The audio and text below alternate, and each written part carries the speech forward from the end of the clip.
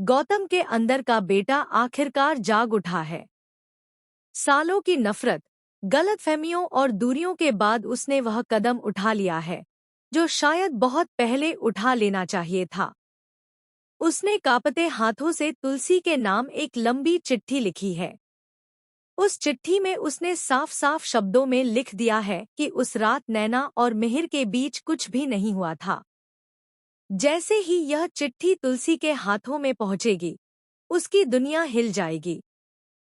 लेकिन दोस्तों, यहाँ से कहानी सीधी नहीं, बल्कि और भी ज्यादा उलझने वाली है। क्योंकि यह ट्रैक है, क्योंकि सास भी कभी बहू थी का, और यहाँ हर सच के पीछे छिपा होता है एक और बड़ा सच। कहानी में आप देख रहे हैं कि गौतम एक केस लड़ने के बहाने दोबारा उसी शहर में लौटा है जहां उसकी मां तुलसी रहती है। बाहर से वह एक सफल वकील बनकर आया है, लेकिन अंदर से वह अब भी एक टूटा हुआ बेटा है जो अपनी मां और पिता को फिर से एक साथ देखना चाहता है। इसी बीच कहानी में एक बड़ा झटका तब लगता है जब परी की बेटी गरिमा का किडनैप हो जाता है। पूरे घर में कोहराम मच जाता है।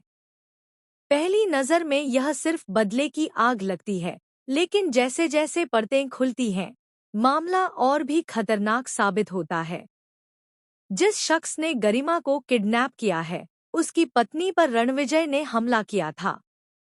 उसने उसे सरेआम छेड़ा, अपमानित किया और उसी मानसिक सदमे में उसका एक्सीडेंट हो गया। उस हादसे में उसने अपना अजन्मा बच्चा खो दिया। उसका चेहरा बुरी तरह झुलस गया। उसकी जिंदगी बर्बाद हो गई। रणविजय की दरिंदगी अब सबके सामने है।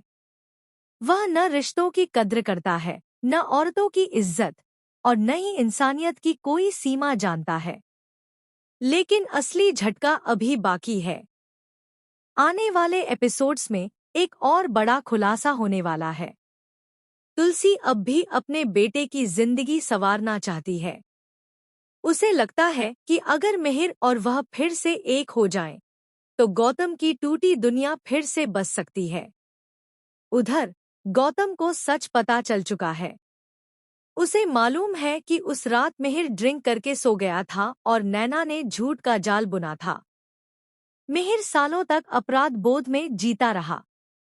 तुलसी ने उसे धोखेबाज समझकर अपने दिल से निकाल दिया।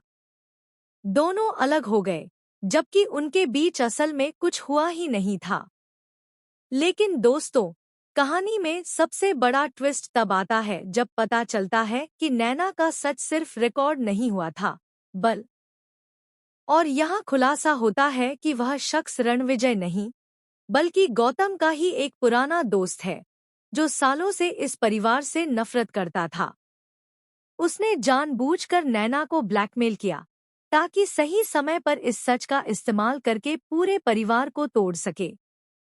गौतम जब यह सब जानता है तो उसके पैरों तले जमीन खिसक जाती है।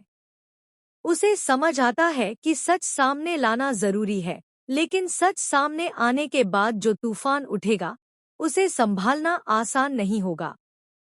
चिट्ठी तुलसी तक पहुंचने से पहले कई बार रोकी जाती है।